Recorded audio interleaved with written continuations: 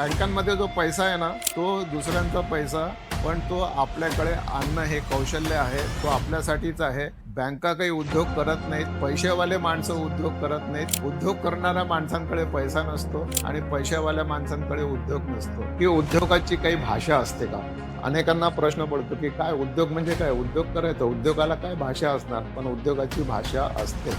आणि ज्यांनी उद्योग केला, गुजराती, मारवाडी, जैन या मंडळींनी उद्योग केला. या मंडळींनी ही चांगलं ओळखलेलं आहे, की ही उद्योगाची भाषा आहे. हे उद्योगात वाद होतात. वाद कसे हाताळायचे? माणूस कसा ओळखायचा? कंपनी कशी फॉर्म करायची? भाषा कशी बोलायची? करार कसे करायचे? प्रश्न जे पडतात ते त्याच्यात मांडले, की सक्सेससाठी तुम्हाला 3 गोष्टी लागतात. नॉलेज, टॅलेंट आणि हार्डवर्क. आता प्रत्येक माणसाला ना कुठेतरी एक स्पार्क यायला लागतो. कुठेतरी एखादी ठिणगी त्याच्या डोक्यात यायला पाहिजे. तेव्हा त्याच्यातून परिवर्तन होते आणि उद्योजक निर्माण होतो. पैसा दुसरीकडे नाही वळवला, क्षमतेपेक्षा जास्त काम नाही घेतलं, केअरलेसनेस नाही ठेवला, डिझाईन सेफ केलं, फेल्युअर डिझाईन नाही केलं, तर बिझनेस फेल होऊ शकत नाही. आता या आपल्या कार्यक्रमाची सुरुवात करायच्या आधी ना एक प्रयोग मी आपल्या समोर करणार आहे. आता सायंटिस्ट माणूस आहे, प्रयोग केल्याशिवाय कामाला सुरुवात होत नाही. आणि म्हणून प्रयोग असा आहे, की ही जी बॉटल आहे ना, या बॉटलमध्ये पाणी भरणे. साधा प्रयोग आहे. आपण लक्ष द्या. काय होते आपण मला सांगितलं तरी चालेल. आपण इंटरॅक्ट करू, की या बॉटलमध्ये पाणी कसं भरायचं. आता मी या जगात पाणी आहे आणि या बॉटलमध्ये मला भरायचं आहे. अरे, पाणी जात नाही बॉटलमध्ये. काय झालं? हा, बॉटल उलटी आहे. आता बॉटल मी सरळ केली आणि पाणी भरतोय. हा, झाकण लागलेलं आहे. बरोबर, बरोबर, बरोबर. सगळे लक्ष देऊन पाहतायत असं मला दिसतंय. आता ना मी झाकण काढलंय आणि याच्यात मी पाणी भरतोय. आतमध्ये ऑलरेडी पाणी भरलंय, तर भरणार कसं? तर हे मला खाली करायला लागेल आणि खाली करून झाल्यानंतरच मी त्याच्यात पाणी जर ओतलं तर पाणी भरलं जाईल. मित्र म्हणजे बघा, आपल्या डोक्यातही असंच असतं. आपल्या डोक्यालाही झाकण असतं. आपल्या डोक्यातही बऱ्याचशा गोष्टी भरलेल्या असतात आणि त्याच्यात कोणाला काही टाकायचं असलं ना, तर मग ते जात नाही आतमध्ये.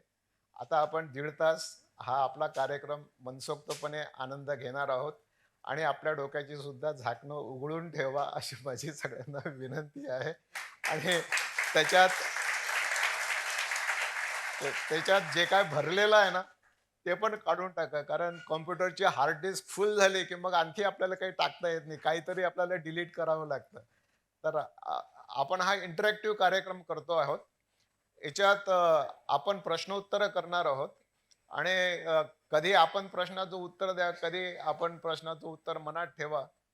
तर मुख्यतः ना माझ्या या बोलण्याची सुरुवात मी 4 प्रश्न आपल्याला पडतात उद्योजक म्हटला की, किंवा उद्योजक व्हायचं आहे असं म्हटलं की 4 प्रश्न पडतात. हे 4 प्रश्न आपण पहिले पाहूया. त्यातला सगळ्यात पहिला प्रश्न जो आहे तो म्हणजे उद्योग का करावा? आता अनेक कारणं असतात. हा खरा इंटरॅक्टिव्ह विषय मी घेतो. बऱ्याच जणांना याच्यात पार्टिसिपेट करायचं असते. आपल्या मनातही प्रत्येकाच्या वेगवेगळे विषय असतात, की उद्योग करावा. मी का उद्योग करतोय? जे उद्योजक आहेत त्यांनी प्रश्न विचारावा आणि जे उद्योजक होऊ इच्छितात त्यांनी विचारावं, की उद्योग का करावा? कशासाठी करावा? तर आता वेळ कमी असल्यामुळे आपण चर्चा असं घेणार नाहीये. पण आपल्या मनात आपण उत्तर त्याचं शोधून ठेवा. मी आपल्या मनातली उत्तरं काय असतील त्याचा अंदाज घेण्याचा विचार करतो. कोणाला असं वाटू शकते, की मला भरपूर पैसे कमवायचे आहेत म्हणून मी उद्योजक होईन. कोणाला असं वाटतं, की मला भरपूर मोठं व्हायचंय, खूप मोठं व्हायचंय. मला नाव कमवायचं आहे. काहींना वाटेल, की माझ्या ज्या विवंचना आहेत ना, त्या सगळ्या लाईफमधल्या संपल्या पाहिजेत. मला एक लक्झरी लाईफस्टाईल मिळवायला पाहिजे आणि म्हणून मी उद्योजक झालो पाहिजे. काहींना असं वाटेल की मला ना माझी जी कॅपॅसिटी आहे, माझी जी प्रज्ञा आहे, माझी जी स्किल आहे, ती जरा टेस्ट करायची आहे. मला जरा स्वतःला चॅलेंज करायचं आणि सिद्ध करायचं आहे. मला प्रूव्ह करायचं आहे स्वतःला, की मी काहीतरी करू शकतो आणि म्हणून मला उद्योजक व्हायचं आहे. मला ना ती 9 to 5 वगैरे कोणाची गुलामगिरी करायची नाही. मला स्वतंत्र जगायचं आहे. माझ्या वेळेवर फक्त माझाच अधिकार असला पाहिजे, दुसऱ्या कोणाचा नाही. म्हणून मला उद्योग करायचा आहे. असे अनेक कारणं अनेकांना वाटू शकतात. काहींना वाटतं की मला नोकरी मागणारा नाही, नोकरी देणारा व्हायचं आहे. मी नेहमी देणारा राहणार आहे. अशा अनेक प्रश्न आणि उत्तरं आपल्या मनात असू शकतात. अशातलंच एक उत्तर आणखी असंही असू शकतं की उद्योजक ना मित्र हा देशाची संपत्ती निर्माण करणारा माणूस आहे. म्हणजे एका पुस्तकाचा मी नेहमी उल्लेख करतो. ॲडम स्मिथ यांनी ते पुस्तक लिहिलेलं आहे, वेल्थ ऑफ द नेशन. त्याने असं म्हटलं आहे की उद्योजक हा देशाची संपत्ती निर्माण करणारा माणूस असतो. म्हणजे आपला जीडीपी जो वाढतो, जीडीपी कोण वाढवतं? आपण वाढवतो. इथे बसलेला प्रत्येक उद्योजक त्यात सहभागी होतो आणि म्हणून जीडीपी वाढतो. हे जीडीपी वाढवणारे आपण सगळे उद्योजक आहात आणि म्हणून मी असं म्हणेन की आपण स्वतःचं अभिनंदन करून घ्या, स्वतःची पाठ थोपटून घ्या. मी सुद्धा आपलं अभिनंदन करतो की आपण देशाची संपत्ती वाढवण्यामध्ये हातभार लावणारी सगळी मंडळी आहात आणि म्हणून आपलं सगळ्यांचं मनपूर्वक अभिनंदन. मित्र, आपली इकॉनॉमी कितव्या क्रमांकावर गेलेली आहे आता? 4थ्या क्रमांकावर गेलेली आहे. म्हणजे आपण जपानच्याही पुढे गेलेलो आहोत. आपण इंग्लंडला मागे टाकलेलं आहे. ज्यांनी आपल्या देशावर 150 वर्ष राज्य केलं त्यांना सुद्धा आपण मागे टाकलेलं आहे. आपण आता 4थ्या इकॉनॉमीवर गेलेलो आहे. आपण 2-3 वर्षात 3ऱ्या इकॉनॉमीवर सुद्धा जाऊ. पण हे केव्हा होईल? जेव्हा आपल्यापैकी प्रत्येक जण मोठं काम करेल तेव्हाच होईल. आणि काम मोठं करावं की छोटं करावं हा प्रत्येकाच्या मनातला विषय असतो. त्याने ठरवायचा असतो. माझी अशी विनंती आहे की असंच ठरवलं पाहिजे की माझं काम मी मोठंच करीन. म्हणजे तुफान महत्वाकांक्षा आपल्या मनामध्ये असली पाहिजे आणि म्हणून मी मोठं काम केलं पाहिजे. मी मोठं काम करणारा होईन. दुसरा प्रश्न आपल्याला पडतो, अ, की उद्योगाची काही भाषा असते का? अनेकांना प्रश्न पडतो की काय उद्योग म्हणजे काय? उद्योग करायचा, उद्योगाला काय भाषा असणार? पण उद्योगाची भाषा असते. अनेकांना असं वाटतं की इंग्रजी जी आहे ना ती उद्योगाची भाषा आहे. आता मला इंग्रजी येत नाही, मी त्याच्यामुळे उद्योगात मागे पडतो. तर मित्र, मी एक अनुभव माझा आपल्यासोबत शेअर करतो. मी एकदा जपानला गेलो आणि जपानला गेल्यानंतर तिथे गेले की आपल्याला माहिती आहे जसे आपल्याकडे 2-3 मिनिटाला लोकल ट्रेन येतात, तशा तिथे 2-3 मिनिटाला बुलेट ट्रेन धावत असतात. हाय स्पीडने धावत असतात आणि आपल्याला कळत नाही, एखाद्या ट्रेनमध्ये बसलो आपण आणि भलते 700-800 किलोमीटरवर दुसरा थांबा त्याचा येईल आणि कुठेतरी आपण जाऊ. तर आपल्याला विचारणा करायची असते. आम्ही एका स्टेशनवर गेलो आणि विचारणा केली एखाद्या जपानी माणसाला. अ, त्याला काय ते आम्ही काय इंग्लिश बोलत होतो. आम्हाला असं वाटलं, की आपल्याला काय सगळं जग पालथं घालता येते, आपल्याला इंग्लिश येते. इंग्लिशमध्ये विचारलं तर त्याला काही ते इंग्लिश समजत नव्हतं. तोडकं-मोडकं स्टेशन, टाईम एवढे सगळे थोडेसे शब्द आणि कसं तरी तो काम काढून घेत होता. मग त्याच्या लक्षात आलं, की यांना टाईम आणि कोणता प्लॅटफॉर्म ते पाहायचं आहे. तो म्हणाला, "थांबा इथे." तो चौकशीच्या ठिकाणी गेला, चौकशी करून आला, की टोकियोवरून क्योटोला जाणारी ट्रेन किती वाजता आहे आणि कोणत्या प्लॅटफॉर्मवर आहे. आणि त्याने येऊन आमच्याजवळ सांगितलं, की 3 नंबर प्लॅटफॉर्म 9:27. आणि मग आम्ही त्याच्यावर गेलो तर माझ्या लक्षात असं आलं की जपान हा प्रगत देश आहे. जपानच्या माणसांना मित्र इंग्रजी येत नाही. जपानचं घोडं इंग्रजीशिवाय इंग्रजीमुळे अडलेलं नाही. जपान प्रगत झालेला आहे. तर मग आपलं घोडं आपण इंग्रजीसाठी कशाला अडवू द्यायचं? आपणही अडवू द्यायचं नाही. आपणही पुढे जायचं. इंग्रजी ही उद्योगाची भाषा नाही. इंग्रजीशिवाय उद्योग करता येतो. मग उद्योगाची भाषा काही असते का? असली पाहिजे का? असेल का? तर मित्र, उद्योगाची भाषा आहे. उद्योगाची भाषा कोणती आहे? तर थँक यू, सॉरी, धन्यवाद, अभिनंदन, वाह, शाबास, क्या ग्रेट बात है, क्या बात है, अभिनंदन. हे जे आहे ना, ही उद्योगाची भाषा आहे. आणि ज्यांनी उद्योग केला, गुजराती, मारवाडी, जैन या मंडळींनी उद्योग केला, या मंडळींनी ही चांगलं ओळखलेलं आहे की ही उद्योगाची भाषा आहे आणि म्हणून यांनी सॉरी हा जो शब्द आहे ना, ह्या सॉरी आपल्याला सगळ्यात जास्त कष्ट ना सॉरी म्हणायला पडतात. आपण इतक्या इझिली सॉरी म्हणत नाही. मला एक उदाहरण माहिती आहे. माझ्या परिचित 2 जण होते. एकमेकांचे मित्र आणि दोघांचे जोरात भांडण सुरू झालं आणि भांडण कोर्ट कचऱ्यांमध्ये गेलं, पोलीस स्टेशनमध्ये गेलं. तर त्यांचा तिसरा एक कॉमन फ्रेंड त्या एका मित्राकडे गेला. "अरे तुम्ही मिटवा ना, कशाला भांडत बसलाय?" तो म्हणाला, की "त्याने जर मला सॉरी म्हटलं, तर मी भांडण निपटवायला तयार आहे." मग तो दुसऱ्याकडे गेला. दुसऱ्याला त्याने सांगितलं, की असं-असं तो म्हणतो, "तू सॉरी म्हणून दे, भांडण संपून जाईल. तुझाही खर्च वाचेल, त्याचाही खर्च वाचेल." तो म्हणाला, "मी बरबाद झालो तरी चालेल, पण सॉरी म्हणणार नाही." सॉरी म्हणायला तयार नाही. मित्र ही अशी परिस्थिती आहे आणि अ, जैन, गुजराती, मारवाडी या लोकांचं एक पर्युषण पर्व असतं आणि ते पर्युषण पर्व संपलं, की त्या दिवशी त्यांचा मिच्छामी दुक्कडमचा उद्योग सुरू होतो. ते मिच्छामी दुक्कडम सगळीकडे पाठवतात. म्हणजे काय मिच्छामी दुक्कडम म्हणजे काय? अरे व्हेरी सॉरी. पुढच्या गेल्या वर्षभरात माझ्याकडून काही चूक झाली असेल तर मला माफ करा. या शब्दात त्यांचं बोलणं असतं, फोन येतो, आपल्यालाही येतात मिच्छामी दुक्कडम. त्याने या सॉरीचा उत्सव केलेला आहे. हे बिझनेसमॅन आहेत, बिझनेस मंडळी आहेत, यांच्याकडून आपण काहीतरी शिकलं पाहिजे आणि शिकायचं असेल ना, ते सॉरी म्हणायला शिकलं पाहिजे. ही सगळ्यात मोठी शिकवण त्यांच्याकडून आपण घेऊ शकतो. आणखी एक गुणधर्म आपला आहे. आपण ना आपल्या पिढ्यांनी लढाया लढलेल्या आहेत. आपण घरातून बाहेर निघालो, की तलवार अशी कमरेला बांधूनच निघायचो. आता आपण काही तलवार बांधून निघत नाही. आता आपण पेन टाकून असं बाहेर निघतो. मग आता तलवारीची गरज आहे का? आज तलवारीची गरज नाही. आपला बाणा काय होता? मोडेन पण वाकणार नाही. मी मोडलो तरी चालेल. पण आता आपल्याला धंदा करायचा आहे. आता काही आपल्याला लढाई करायची नाही. त्याच्यामुळे वेळेनुसार आपण बदललं पाहिजे. आणि म्हणून मला असं म्हणावसं वाटतंय, की आता मोडेन पण वाकणार नाही हे सोडून दिलं पाहिजे. वाकेन पण मोडणार नाही हा बाणा आपण आता स्वीकारला पाहिजे. ही ही ही वेळ आहे. ही मित्र उद्योगाची भाषा आहे आणि म्हणून लक्षात घेतलं पाहिजे, की उद्योगाची भाषा असते. आता तिसरा प्रश्न असा बरेचदा लोकांना पडतो, की ठीक आहे तुम्ही सांगताय, मलाही पटलंय आणि मला उद्योग करायचा आहे. पण सुरुवात कुठून करू? व्यवसायाला सुरुवात कुठून करू? उत्तर काय मित्र, कुठूनही करा. आता 2 उदाहरणं मी आपल्यासमोर ठेवतो.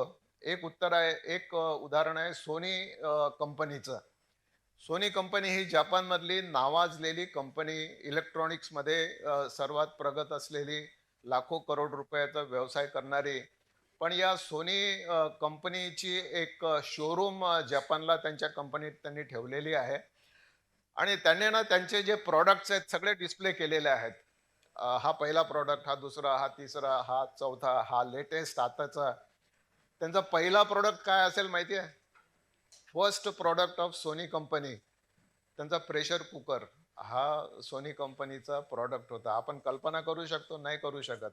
राईस कुकर, या राईस कुकरचा धंदा त्यांनी 15 वर्षापर्यंत केला आणि नंतर त्यांच्या लक्षात आलं की याच्यामध्ये काही प्रॉफिटेबिलिटी नाही आहे. नंतर दे चेंज आणि इलेक्ट्रॉनिक्समध्ये आता आले. महत्व कशाला आहे? महत्व कोणता उद्योग करता, काय करता याला नाही, तो सुरू करण्याला आहे. कुठूनही सुरुवात करा हे त्याचं उत्तर आहे.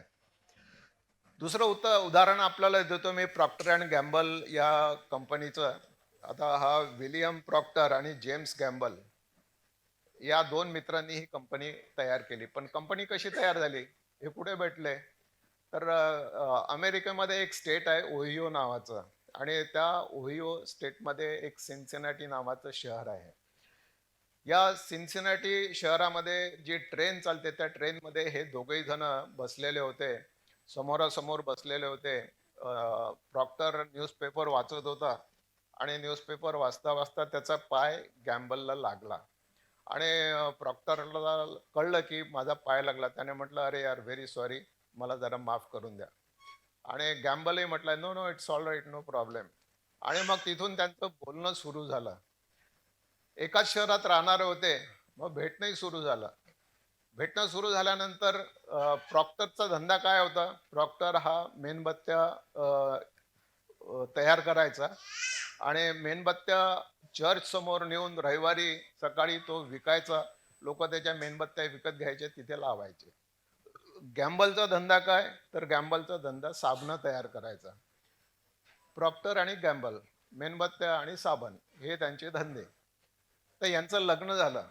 या दोघांनी लग्न जे केलं, त्या दोन मुली ज्या होत्या बायका यांच्या, त्या बहिणी बहिणी होत्या.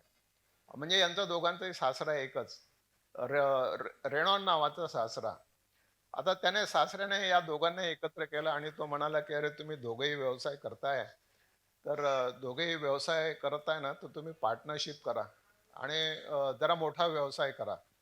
त्याने प्रेरणा दिली आणि पार्टनरशिप यांनी तयार केली आणि आज त्यांचा जो उद्योग मोठा झालेला आहे, तो मित्र हो त्या पार्टनरशिप मधून झालेला आहे. आता skin care, hair care, cosmetics असे शेकडो प्रोडक्ट्स या प्रॉक्टर अँड गॅम्बल कंपनीचे आहेत. 10 लाख कोटी रुपयाचं वार्षिक टर्नओव्हर या कंपनीचं आहे आणि जगभरात यांचे प्रोडक्ट्स उपलब्ध आहेत. पण सुरुवात कुठून झाली?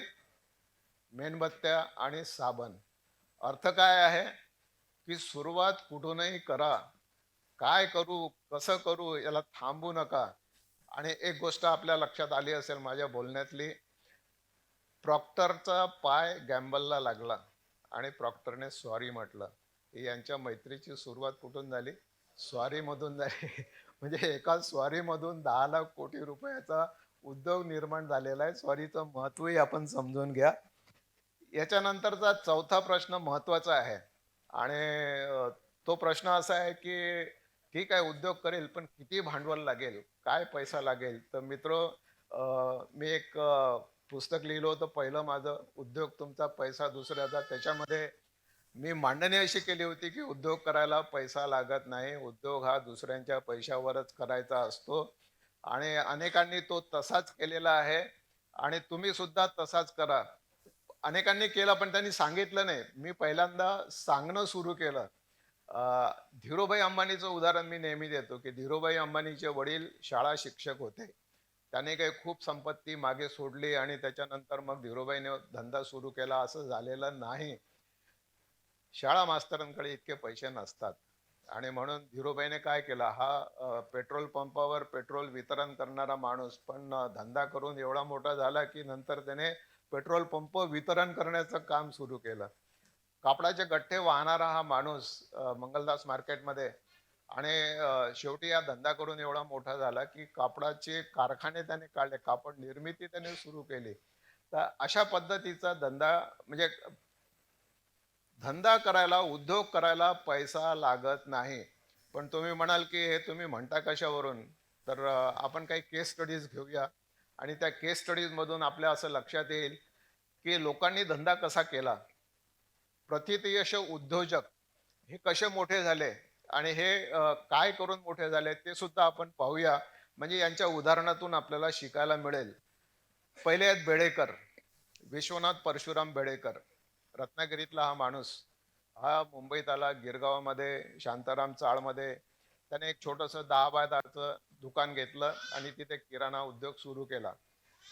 यांचा मुलगा सुद्धा वासुदेव अण्णासाहेब बेडेकर यांच्यासोबत जॉईन झाला आणि विश्वनाथ बेडेकरांनी काय केलं की एक दिवशी 200 लिंब विकत आणले आणि त्या लिंबांचं त्यांनी लोणचं घातलं आणि लोणचं घालून ते मग घरोघरी विकायला गेले.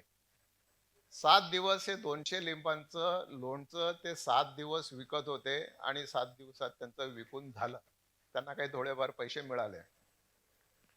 त्याच्यानंतर पुन्हा एकदा ते सगळ्यांकडे फेरी मारायला गेले की कसं वाटलं लोणचं, काय कमी वाटली का त्याच्यामध्ये, आणखी काही सुधार करायला पाहिजेत का, मग आणखी दिलं तर तुम्ही घेणार का?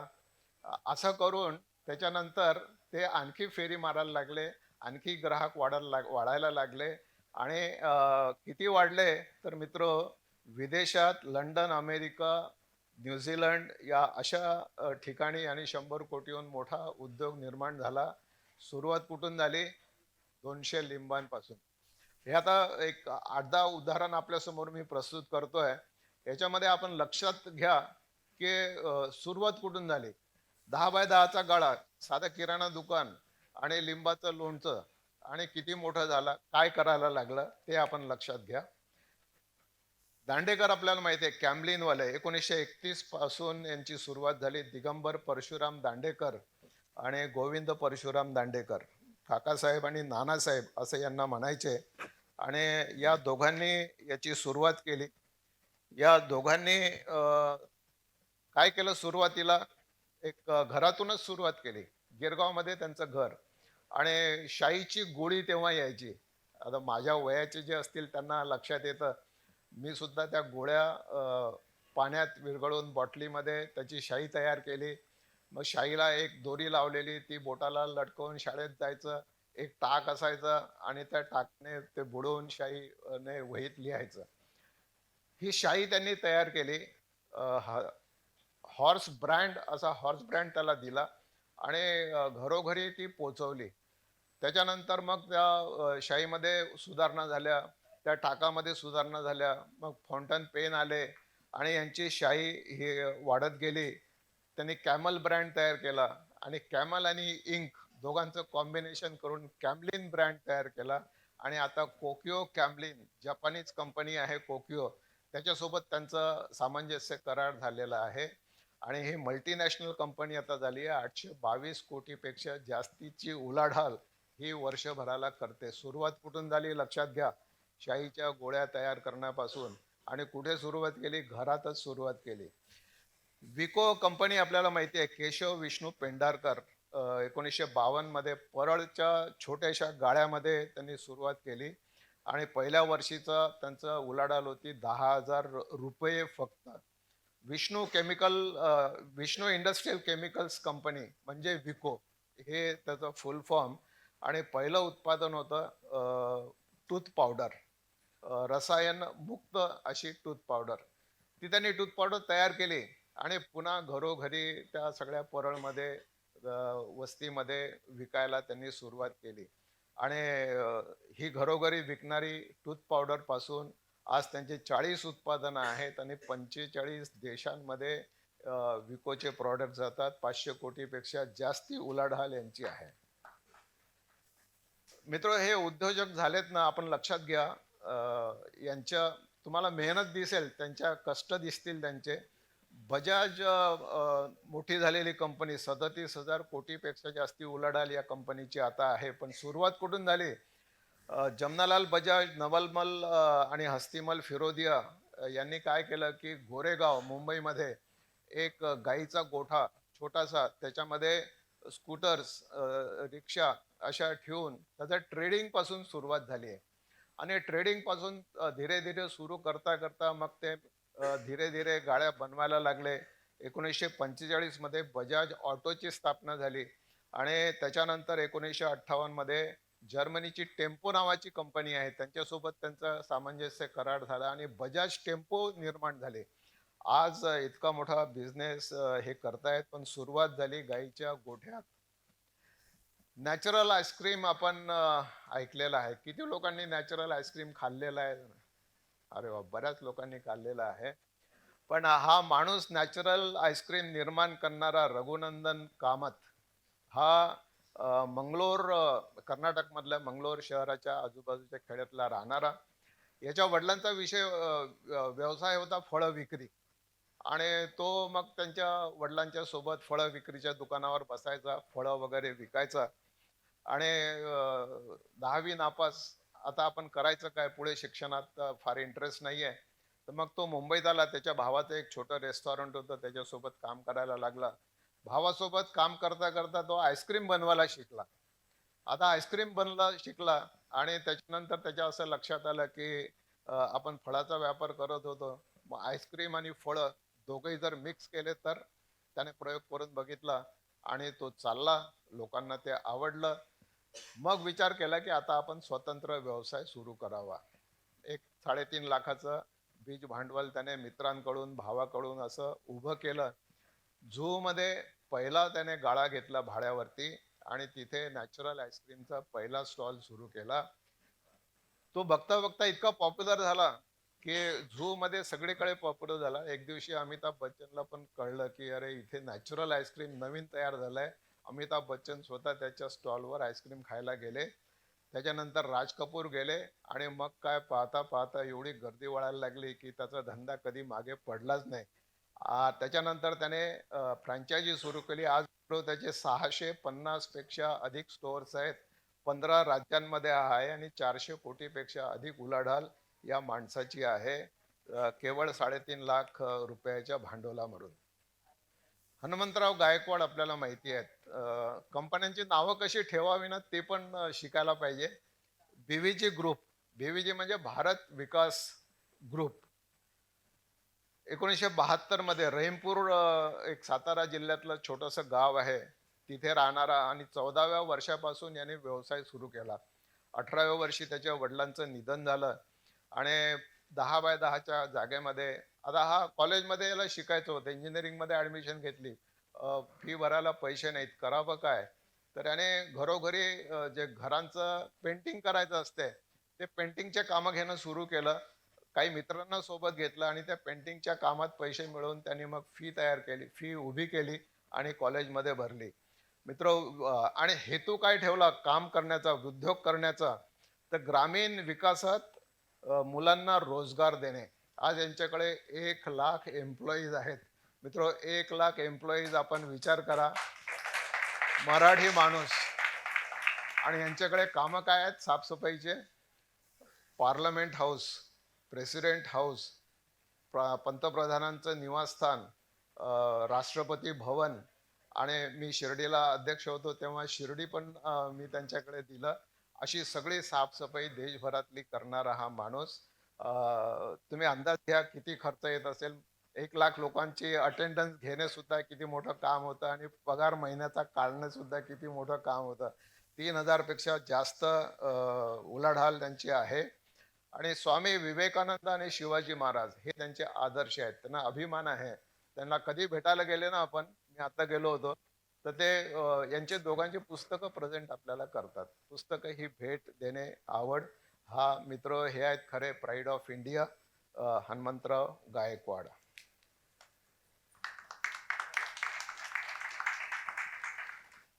जगदीश कदम, अहिल्यानगर देवळाली गावातले, वडील शेतकरी, स्वतः इंजिनियर झाले. राजपथ इन्फ्राकॉम कॉन प्रायव्हेट लिमिटेडचे अध्यक्ष झाले आणि फार काही भांडवल नव्हतं, पण नातेवाईकांकडून, मित्रांकडून काही लोन घेऊन असं भांडवल उभं केलं. मित्र, जे भांडवल बँकांमुळे, तो बँकांमध्ये जो पैसा आहे ना, तो दुसऱ्यांचा पैसा, पण तो आपल्याकडे आणणं हे कौशल्य आहे, तो आपल्यासाठीच आहे. बँका काही उद्योग करत नाहीत, पैसेवाले माणसं उद्योग करत नाहीत. उद्योग करणाऱ्या माणसांकडे पैसा नसतो आणि पैशावाल्या माणसांकडे उद्योग नसतो. तर म्हणून हा पैसा उद्योजकांसाठीच वाट पाहत असतो आणि आपण तो कसा आणावा हे कौशल्य आहे. मी पहिल्या माझ्या तुमचा पैसा दुसऱ्यामध्ये मांडलं आणि उद्योग कसा करावा, उद्योग कसा वाढवावा हे आता दुसरं पुस्तक राजीव झाला बिझनेसमॅन त्याच्यामध्ये मांडलेलं आहे. हे उद्योगात वाद होतात, वाद कसे हाताळायचे, माणूस कसा ओळखायचा, कंपनी कशी फॉर्म करायची, भाषा कशी बोलायची, करार कसे करायचे, हे सगळं त्या प्रश्न जे पडतात ते त्याच्यात मांडले. पण या माणसाने रेकॉर्ड काय केला, लॉकडाऊन होता, लॉकडाऊन मध्ये आपण सगळे घरी होतो, पण या माणसाचं काम चालू होतं. काम काय चालू होतं? Road making. अकोला अमरावतीच्या दरम्यान याने 75 किलोमीटरचा रस्ता सलग 4 दिवस, म्हणजे 96 तास काम करून तो निर्माण केला आणि Guinness book of world record मध्ये या माणसाने रेकॉर्ड केलेला आहे. सलग एवढा मोठा रस्ता तयार करण्याचं, 500 कोटीपेक्षा जास्ती उलाढाल आणि 1500 पेक्षा जास्ती लोकांना त्याने आता रोजगार दिलेला आहे. मित्र, 1984 मध्ये केसरी भाऊ पाटील हे भावासोबत व्यवसाय करत होते ट्रॅव्हल्सचा, पण भावासोबत करता करता मग 1984 मध्ये हे वेगळे झाले. तेव्हा त्यांचं वय होतं 50 वर्षाचं. म्हणजे हे आणखी एक लक्षात घ्या की उद्योग सुरू करायला ना वय लागत नाही. म्हणजे मी आता 45 झालो, मी आता 50 झालो, आता कसं उद्योग करणार? एवढ्या वयात काय उद्योग करायचा असतो का? पितांबरीचं उदाहरण मी घेईल. रवींद्र प्रभुदेसाईंचे वडील यांनी जे उद्योग सुरू केला हा 50च्या पुढच्या काळामध्ये सुरू केला. तर केसरीभाऊ पाटील अ, यांच्या पत्नीने दागिने गहाण ठेवले आणि 1,85,000 रुपये त्यांचे उभे झाले. भांडवल हे काम म्हणजे त्यांचं कॅपिटल किती झालं तेवढं. आता मित्र लक्षात घ्या, महिलांचं जे दागिने असतात ना, जे सोनं असतं किंवा हे तिचं सौभाग्याचं लक्षण असतं. हे तिच्या आयुष्याची सुरक्षा व्यवस्था असते. ती सुद्धा तिने आपल्या पतीसाठी धंद्यासाठी देणे म्हणजे हे सगळ्यात मोठं योगदान मी असं समजतोय महिलांचं. अशा अनेक घरांमध्ये झालेलं आहे आणि अनेक घरांमध्ये महिलांच्या योगदानामुळे माणसं उभी झालेली आहेत. ते उद्योगात पुढे गेलेली आहेत. 10 बाय 10चा गळा माहीममध्ये त्यांनी घेतला. 13 जणांचा पहिला ग्रुप बनवला. राजस्थानमध्ये टूरवर स्वतः गेले. एखादा म्हणत असता की अरे 13 जणांना मी कुठे फिरवून आणू, पण 13 जणांचा ग्रुप त्याने फिरवून आणला आणि त्याच्यानंतर तो टूर यशस्वी झाला. त्याच्यात त्यांना 1,50,000 रुपये वर्षभराची कमाई झाली. आज 3 कोटीपेक्षा जास्त ग्राहक आहेत. यांनी एक पुस्तक लिहिलेलं आपलं चरित्र, प्रवास एका प्रवासाचा. चांगलं चरित्र आहे, आपण वाचू शकता. त्याच्यात त्यांनी एक वाक्य असं लिहिलेलं आहे की प्रवासाचा आनंद ना प्रवासातच असतो. प्रवासाच्या गंतव्यस्थानी आपण पोचलो की प्रवास संपल्याचं एक फिलिंग असतं आणि आता परतीचे मग वेध लागलेले असतात. तर प्रवासाचा आनंद घ्यायचा असेल तर तुम्हाला प्रवासातच घेतला पाहिजे. गंतव्यस्थानावर पोहोचणं, टार्गेट कंप्लीट झाला तिथे आनंद नसतो. मित्र, जीवनाचा आनंद जो आहे ना, तो जीवन जगतानाच घेतला पाहिजे. आता 60 वर्षाचा 70 वर्षाचा झाल्यानंतर मग मी आता एन्जॉयमेंट करेल, ही पद्धत नसते. जीवनाचा आनंद जीवनातच असतो, जगण्यातच असतो, तो शेवटात नसतो. पुस्तक दुसरी गोष्ट लक्षात घेतली पाहिजे की आपण पुस्तकही लिहिले पाहिजेत. प्रत्येक उद्योजकाची ना एक आपली स्वतःची स्टोरी वेगळी असते, ती त्याने तयार केली पाहिजे. वीणा पाटील केसरी भाऊंची मुलगी. परिवारामध्ये आता कौटुंबिक समस्या येतात, वेगळी झाली. 2013 पासून स्वतःचा व्यवसाय सुरू केला. माहीममध्ये 10 बाय 10 मध्ये सुरुवात झाली. आज 7.5 लाख कस्टमर्स त्यांच्याकडे आहेत. 500 कोटीपेक्षा मोठी उलाढाल आहे. पितांबरी, सकाळी आपण ऐकलं रवींद्र प्रभुदेसाईंना. आता पितांबरी कशी निर्माण झाली? पितळ आणि तांबे हे साफ करण्याची पावडर, इथून त्यांचा उद्योगाला सुरुवात झालेली आहे आणि म्हणून निघाली पितांबरी. पितांबरी हा शब्द सुद्धा फेमिनाईन आहे, स्त्रीलिंगी आहे. कशासाठी? की हे साफसफाई करणाऱ्या महिलाच असतात आणि म्हणून पितांबरी सुद्धा स्त्रीलिंगी हे आहे. 1986 पासून आता घर, आरोग्य, अन्न, शेती उत्पादने सगळी त्यांनी 19 राज्यांमध्ये आणि जगभरात 26 देशामध्ये त्यांचे उद्योग आहेत. 5 लाख आउटलेट मित्र भारतभरात या माणसाचे आहेत, या पितांबरी उद्योग समूहाचे आहेत. 5 लाख आउटलेट ही सगळ्यात मोठी स्ट्रेंथ या उद्योगाची आहे असं मला वाटतं. याने एक प्रोडक्ट जरी निर्माण केला तरी तो देशभरात 5 लाख उद्योगात एका आठवड्यात पोहोचेल आणि त्याला ग्राहक उपलब्ध होतील. ही मोठी स्ट्रेंथ यांची सगळ्यात मोठी मला दिसते. 300 कोटीपेक्षा अधिक उलाढाल. रवीजींनी एक पुस्तक लिहिलंय, मी कोण या नावाचं. आता प्रत्येक माणसाला ना कुठेतरी एक स्पार्क यायला लागतो, कुठेतरी एखादी ठिणगी त्याच्या डोक्यात यायला पाहिजे, तेव्हा त्याच्यातून परिवर्तन होते आणि उद्योजक निर्माण होतो. हा स्पार्क प्रत्येकाच्या आयुष्यात कधीतरी येतो. या मी कोण मध्ये यांनी एक आपलं स्वतःचं उदाहरण दिलेलं आहे की यांच्या आईने एकदा त्यांना वाण्याकडे किराणा सामान आणायला पाठवलं. तर आपले हे रिकामी थैली घेऊन वाण्याकडे गेले आणि वाण्याला लिस्ट दिली आणि त्याने सामान द्यायला सांगितलं. त्या वाण्याने ती थैली भरली आणि मग थैली घेऊन जायची तर तो म्हणाला की पैसे दे. वाणी म्हणाला पैसे द्या. हे म्हणाले पैसे तर माझी आई देत असते, तुम्ही मी लिहून ठेवत असता आणि आई आली की तुमचा हिशोब करून देईल आणि मी फक्त आता सामान घ्यायला आलो. तो म्हणाला की गेल्या महिन्याचे पैसे सुद्धा आलेले नाही आहेत आणि गेल्या महिन्याचे पैसे जोपर्यंत येत नाही तोपर्यंत या महिन्याचं सामान तुम्हाला मिळणार नाही. आणि त्याने ती पिशवी भरलेली त्याच्या हातातली घेतली आणि पिशवी खाली केली, रिकामी पिशवी यांच्या हातात दिली. एवढा राग आला ना त्या माणसाला. त्या ठिकाणी आपणही विचार करा, आपणही त्या ठिकाणी असतो तर आपण काय केलं असतं. तेव्हा त्या क्षणाला त्यांनी ठरवलं की आता मी मोठं झालं पाहिजे. असा अपमान माझा आयुष्यात कधी होण्याची वेळ आली नाही पाहिजे. आणि त्याच्यानंतर त्यांच्या डोक्यात वेगवेगळे व्यवसाय, उद्योग थाटत गेले. पण ठिणगी कुठे पडली? तिथे ठिणगी पडली. आणि ही ठिणगी, हा स्पार्क जो आहे ना, हा प्रत्येकाच्या आयुष्यात केव्हा तरी कुठेतरी येतो.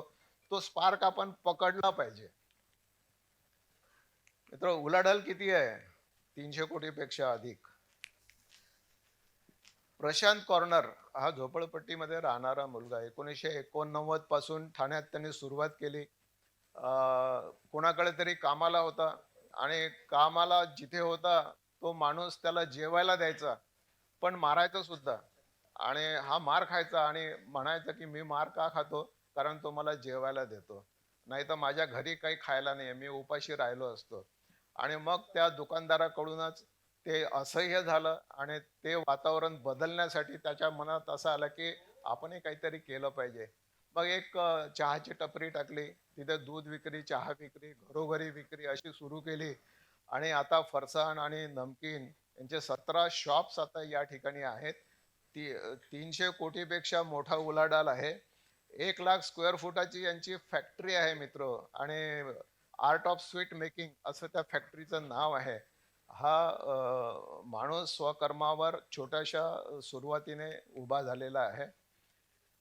आपण या सगळ्या प्रवासात या उद्योजकांच्या मी जे आपल्याला सांगितलं होतं की काही गोष्टी लक्षात ठेवा. सुरुवात कुठून केली, किती भांडवलाने सुरुवात केली, केव्हा सुरुवात केली, कशी सुरुवात केली.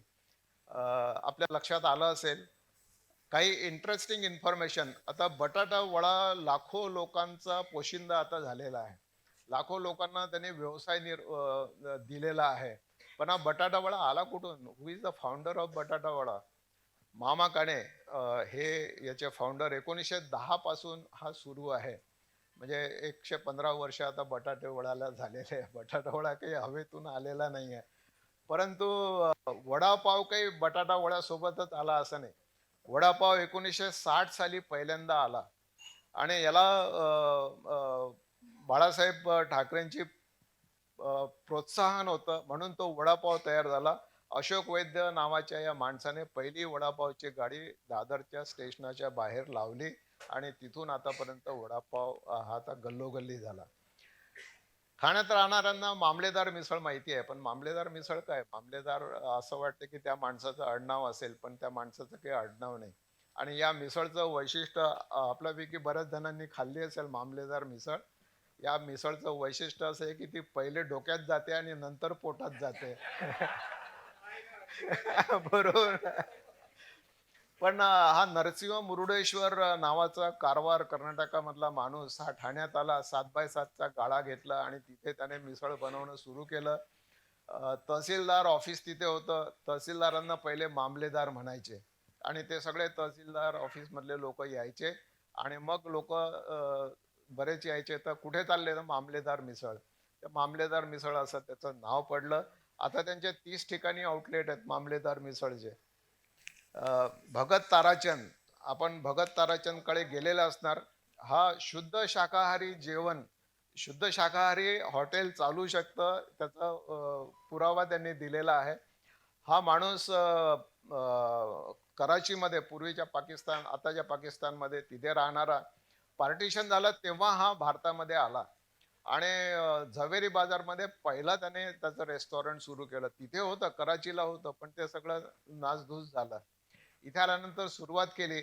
आणि सुरुवात करून पहिलं ते थाटलं. आता भगत हे काही त्याचं आडनाव नाही आहे. भगत हे त्याचं दानशूर, उदार मनाचा माणूस म्हणून त्याला दिलेलं टायटल आहे. त्याचं आडनाव चावला, ताराचंद चावला.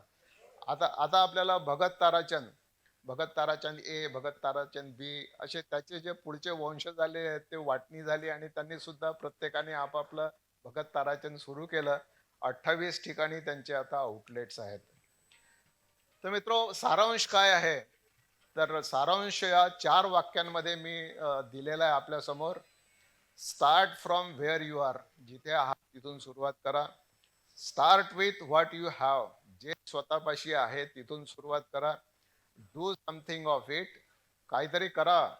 आणि नेव्हर बी सॅटिस्फाईड. हे नेव्हर बी सॅटिस्फाईड जे आहे ना, हे सगळ्यात महत्वाचं आहे. तुम्ही सॅटिस्फाईड झाले, तृप्त झाले की संपले असं समजा. तुम्ही नेहमी बेचैन असले पाहिजे, अतृप्त असले पाहिजे, तरच माणूस त्याला प्रेरणा काम करण्याची मिळते. अ, 4 प्रश्न आपण बघितलेत की उद्योग का करावा, उद्योगाची भाषा असते का, उद्योगाला कुठून सुरुवात करू आणि किती भांडवल लागेल. या 4 प्रश्नांची उत्तरं शोधण्याचा आपण प्रयत्न आता केलेला आहे. एक 2 थॉट आपल्यासाठी फक्त देतो.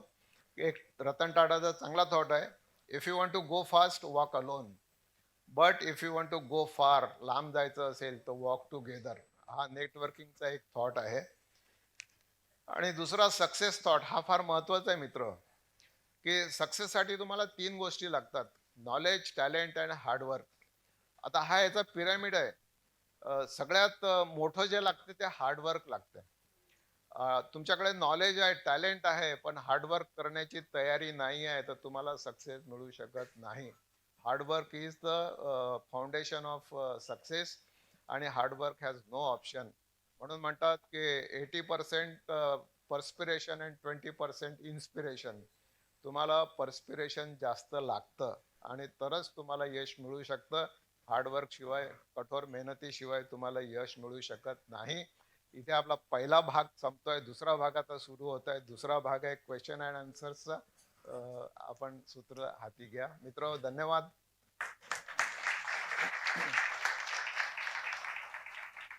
तर सर, आता पहिला प्रश्न जो मला, तुम्हाला, या सगळ्यांना, तुम्ही नेहमी म्हणता, सर मला नेहमी म्हणतात की बिझनेस साधा बिझनेस नसतो, बिझनेस मध्ये पण एक बडे मियाँ असतो आणि एक छोटे मियाँ असतो. अरे मला तर बडे मियाँ काय, छोटे मियाँ काय, मला वाटलं बिझनेस बिझनेसच असतो. तर बिझनेस 1 आणि बिझनेस 2, माहितीये का बिझनेस 2 ही संकल्पना? पण सर सांगतात, सर आम्हा सगळ्यांना पडलेला प्रश्न तो म्हणजे बिझनेस 2. तुम्ही नेहमी म्हणता बिझनेस 1 आहे, म्हणजे मी आता बिल्डरचा धंदा करतो किंवा आपण, बिझनेस 2 काय? बिझनेस 1 म्हणजे काय? व्हॉट इज बिझनेस 1 आणि बिझनेस 2?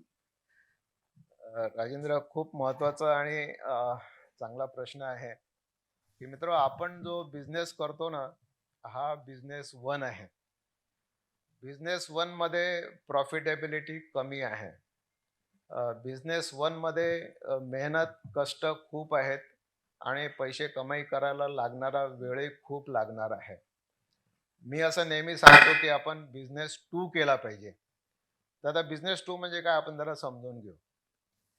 मला एकदा एका ऑटोमोबाईलच्या शोरूमच्या उद्घाटनाला एका मित्राने बोलवलं.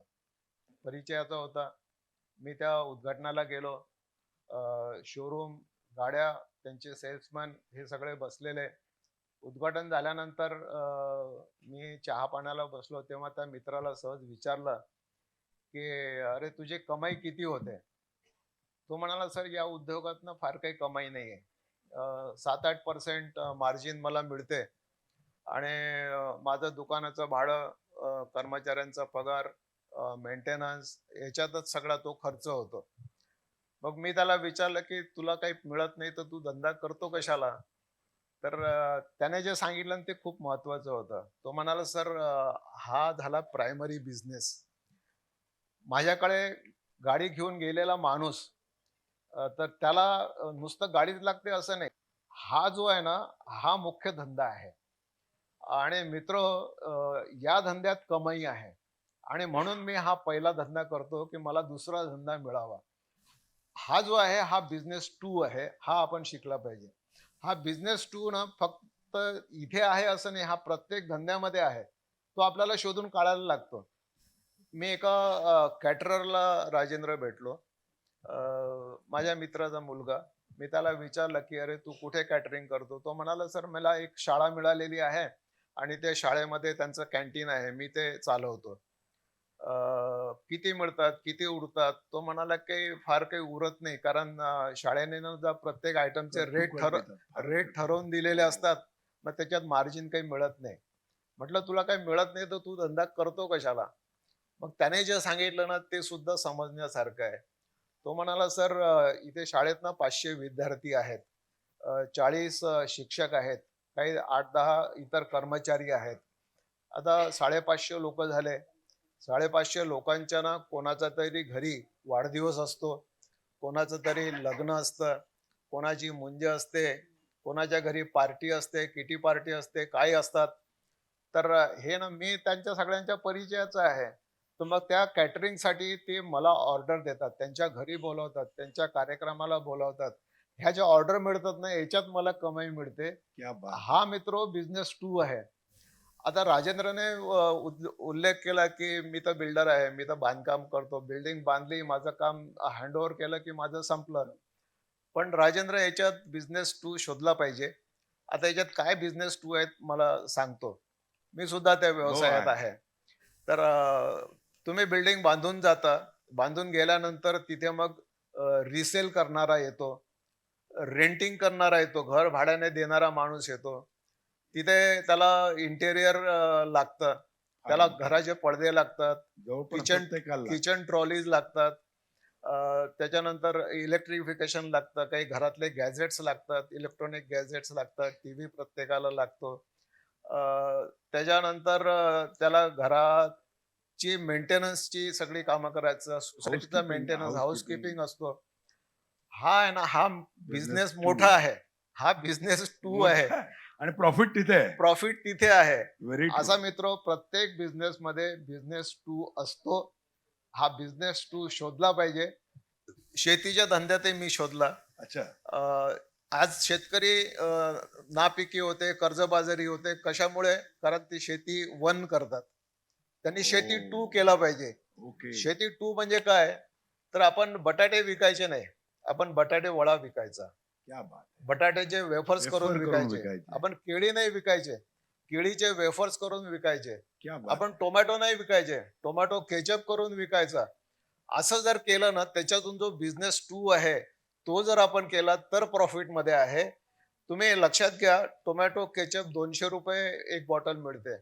टोमॅटो ₹2 किलोने मिळतात. फरक किती आहे लक्षात घ्या. 2 चा 200 होतो 2 डायरेक्ट. 2चा 200 होतो. क्या बात. हा बिझनेस 2 आपण शोधला पाहिजे. बिझनेस 2 मध्ये प्रॉफिट आहे आणि बिझनेस 2 ला महत्व आपण दिलं पाहिजे. खूप खूप छान.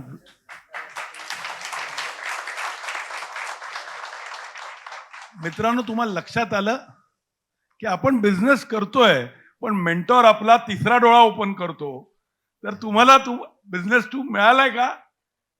कमीत कमी शोधायचा प्रयत्न करा, कारण प्रॉफिट तिथे आहे.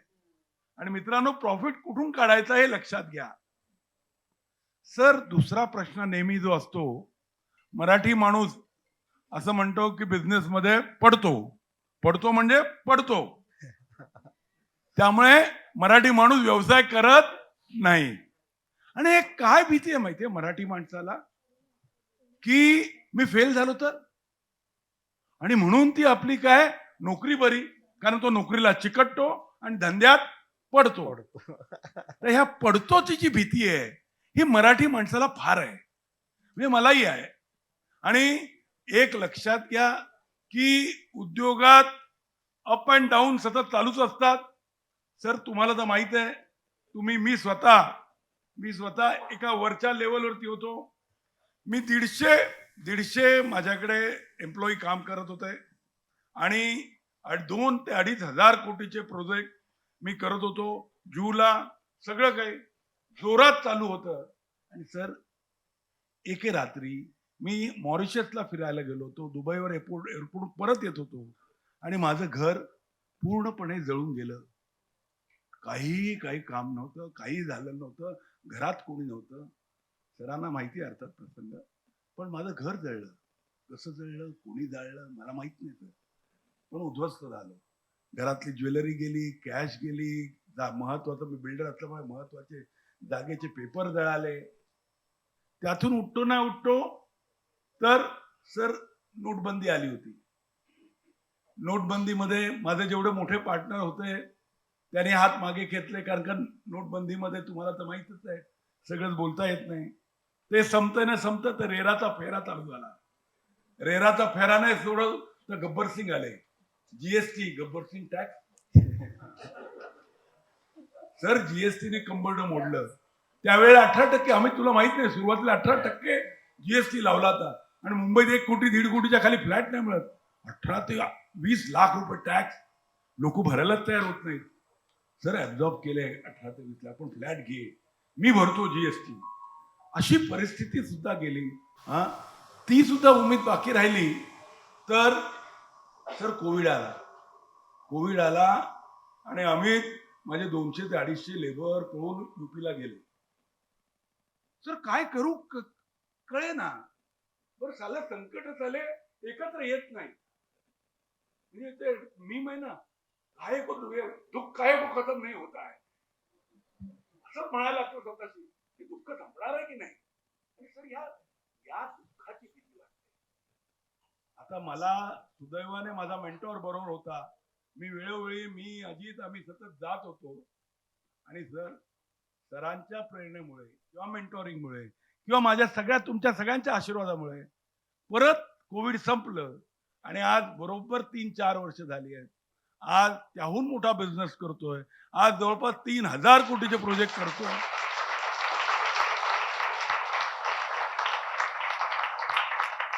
आणि दादर सारख्या भागात, लालबाग सारख्या भागात, महालक्ष्मी सारख्या भागात, नेपेन्झी रोड सारख्या भागात 8000 स्क्वेअर मीटरहून मोठे प्रोजेक्ट करतोय. आणि सर ही तुम्ही दिलेली प्रेरणा होती.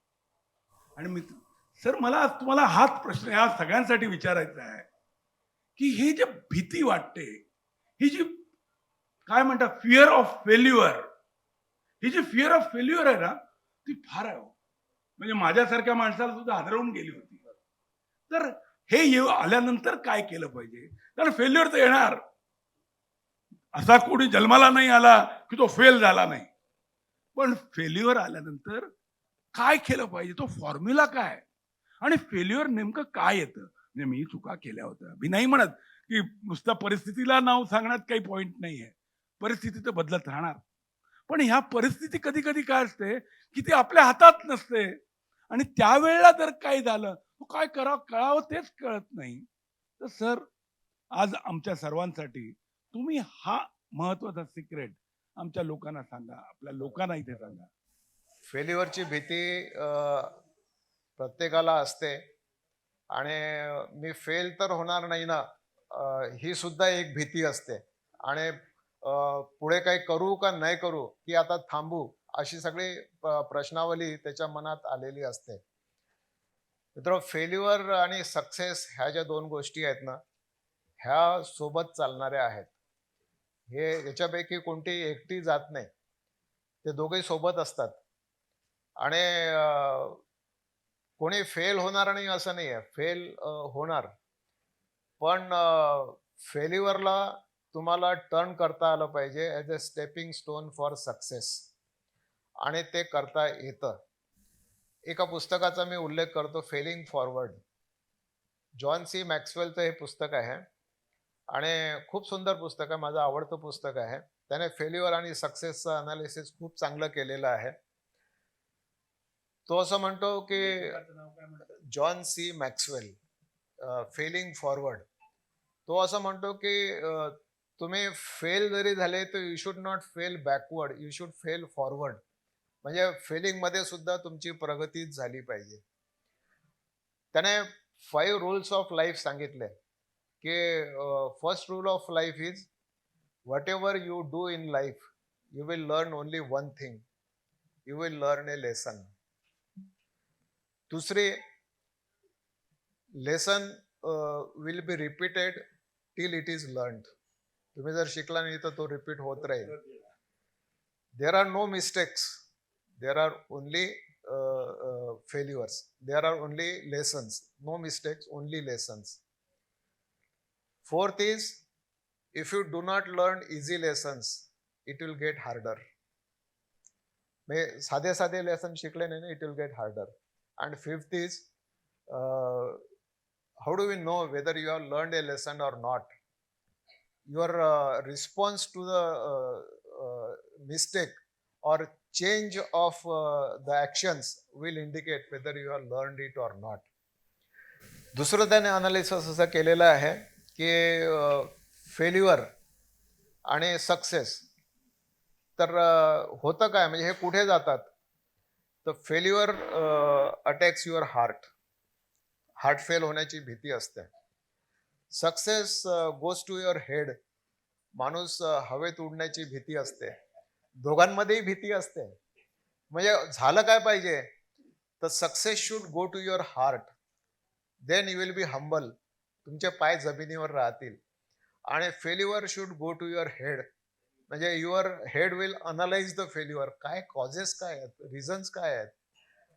आणि त्याने एक सुंदर वाक्य लिहिलं आहे की failure is not bad if it does not attack the heart, success is all right if it does not go to the head. Success is all right if it does not go to the head. Failure is not bad if it does not attack the heart. आणि याच्यातून म्हणजे शेवटी शिकायचं काय आहे?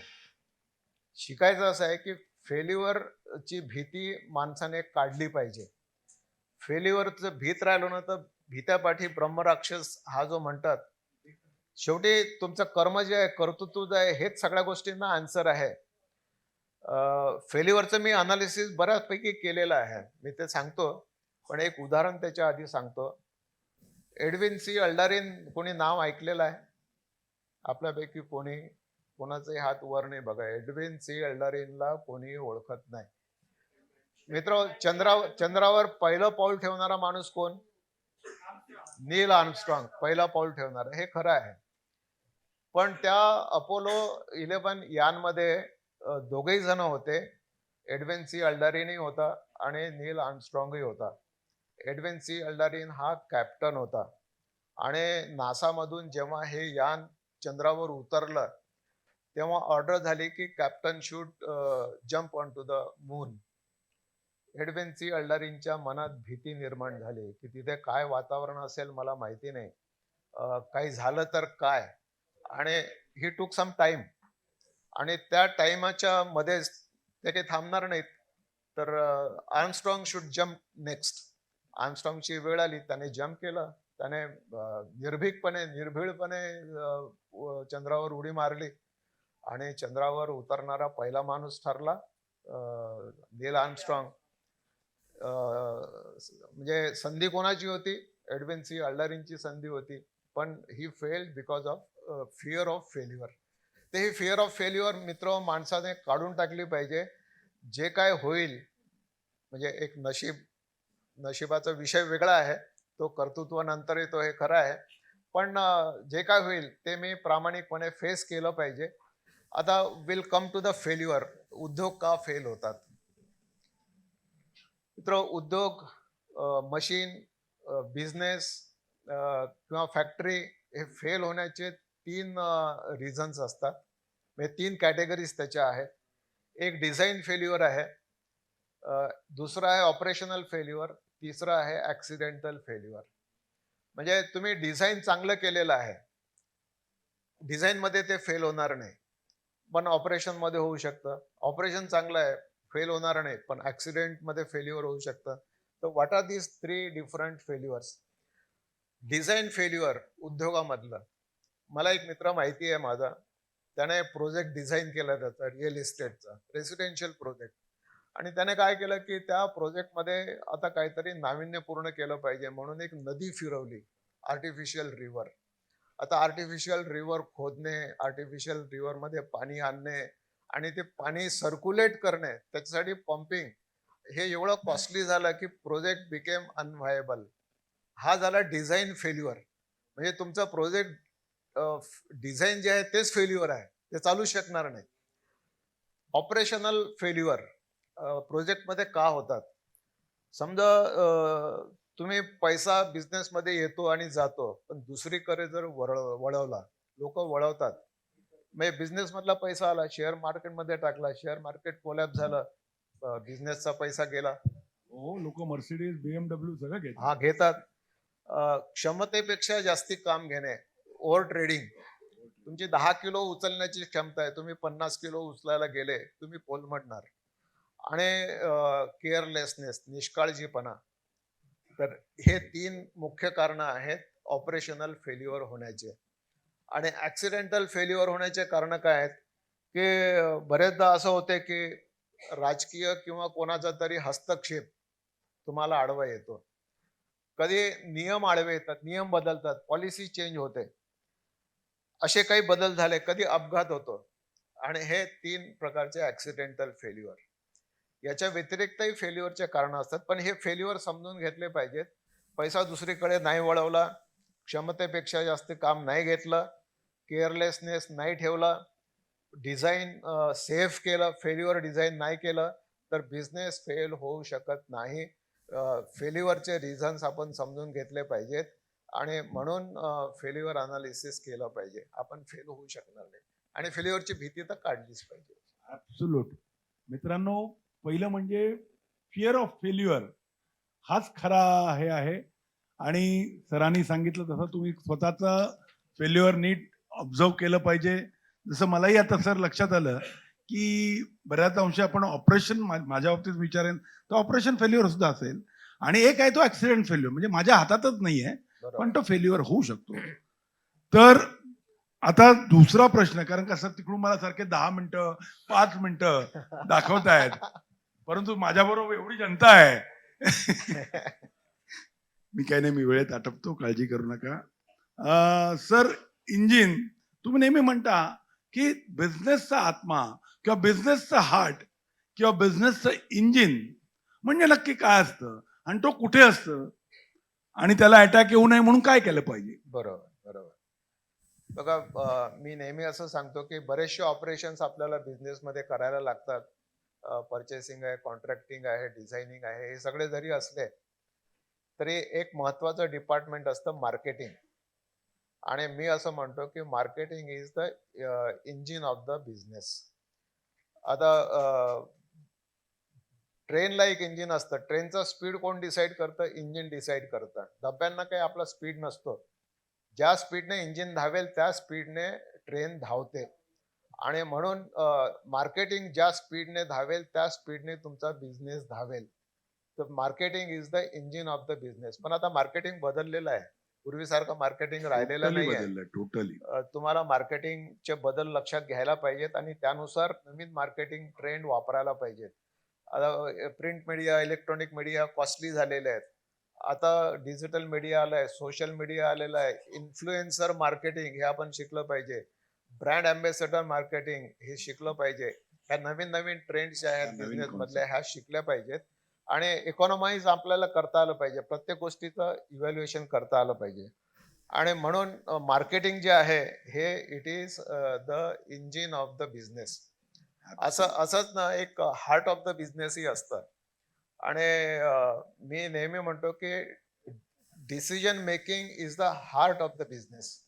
म्हणजे एक उदाहरण देतो, अमेरिकेमध्ये 25,000 फेल झालेल्या कंपन्यांचं सर्वेक्षण करण्यात आलं आणि त्या फेल का झाल्या त्यांच्या कारणांची यादी तयार करण्यात आली. तर त्यांना असं लक्षात आलं की हे 31 कारणं त्यांना मिळाले फेल होण्याचे. आणि या 31 कारणांची यादीमध्ये सगळ्यात टॉपचं रिझन काय होतं? तर नॉट टेकिंग डिसिजन. डिसिजन न घेणे हे सगळ्यात मोठं कारण होतं फेल्युअरचं. आणि म्हणून तुम्हाला डिसिजन मेकिंग हे केलंच पाहिजे. You should take right decision, not wrong decision. Wrong decision again failure. पण you should take right decision in right time. If you take right Faster decision, decision. हा वेळ निघून गेली, आता जायचं की नाही, गाडी निघून गेली आणि तुम्ही ठरवलं की आता जायचं आहे, तर गाडी तर निघून गेली, तुम्हाला चालणार नाही. You should take right decision. First is you should take decision, you should take right decision आणि you should take right decision in right time. ह्या तिन्ही गोष्टी महत्वाच्या आहेत. आता डिसिजन घेण्यामध्ये कोणत्या गोष्टी आपल्या आडव्या येतात, आपलं डिसिजन चुकीचं होण्यासाठी कारणीभूत ठरणाऱ्या 4 गोष्टी लक्षात आलेल्या आहेत.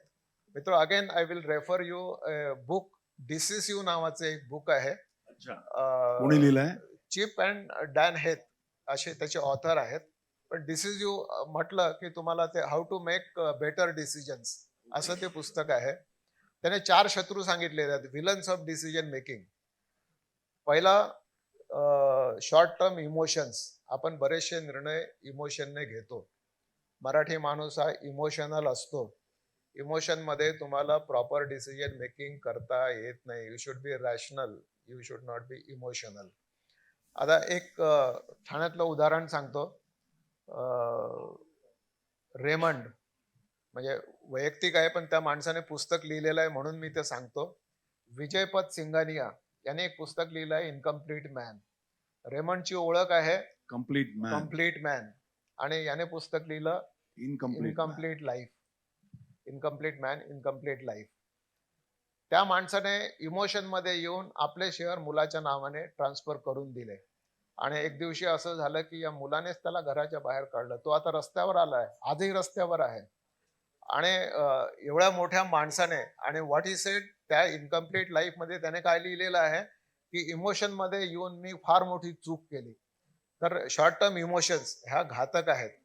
याच्यासारखेच रिझन आहेत ओव्हर कॉन्फिडन्स, असे काही रिझन्स आहेत. आणि म्हणून आपण डिसिजन मेकिंग प्रॉपर केलं पाहिजे. डिसिजिव्ह. तर सर, सर्वात महत्वाचा जो विषय असतो की उद्योगधंदा आला की वाद आले.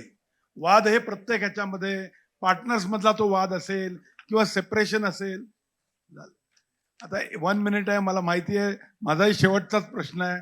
तर वाद कसे हाताळावेत हा शेवटचा प्रश्न विचारतो, आणि नंतर तुम्ही परवानगी दिली तर लोकांना विचारेन. राजेंद्र, महत्वाचं आहे, बिझनेस करताना ना वाद होतात. वाद होणार नाहीत असं आपण काही म्हणू शकत नाही. वाद होतात माणसांमध्ये. आणि म्हणून मी असं म्हणतो की समजा एखादी जमीन खरेदी करायची असेल तर आपण ड्यू डिलिजन्स करतो. त्या जमिनीचा पहिले 7-12 बघतो.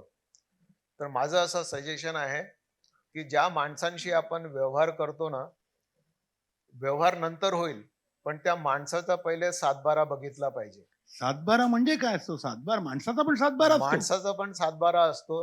म्हणजे हा माणूस भांडकुदळ आहे का, लिटिगंट आहे का, हा तक्रारखोर आहे का, हा दिलेला शब्द पाळणारा आहे का, याने 4 चौघांशी केलेले व्यवहार ते आपण माहिती केले पाहिजेत. याचं वागणं कसं आहे, हे त्या माणसाचं बिहेवियर लक्षात घेतलं पाहिजे. आतापर्यंत आम्ही म्हणायचो हा माणूस लय बाराचा आहे. आता म्हणजे त्याला त्याला आणि आपल्याला ओळखणारा एखादा चांगला मध्यस्थी मित्र आहे का, असा आपण शोधला पाहिजे. आणि तो जर असेल तर त्याला आर्बिट्रेटर नेमला पाहिजे, आणि वाद कमीत कमी होतील. कम्युनिकेशन ठेवलं पाहिजे. कम्युनिकेशन संपलं की वाद सुरू झाले. कम्युनिकेशन ठेवलं पाहिजे. पहिले तर माणूस ओळखला पाहिजे, माणूस 7-12 त्याचा वाचला पाहिजे. ड्यू डिलिजन्स त्या माणसाचा पहिले करा, बिझनेसचा ड्यू डिलिजन्स नंतर करा. क्या बात आहे, आणि क्या बात. अशा पद्धतीने वाद होणार नाहीत असा प्रयत्न केला पाहिजे.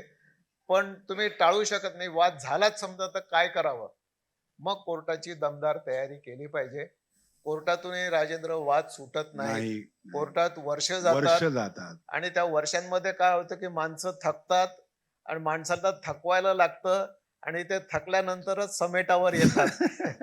शेवटी आउट ऑफ कोर्ट सेटलमेंटच होतं, पण माणसं थकल्याशिवाय आउट ऑफ कोर्ट सेटलमेंटवर येत नाहीत. तर अशी काही पायऱ्या आपण केल्या पाहिजेत. अशी किती थकलेली लोक आहेत, हात वर करा. आहे आहे.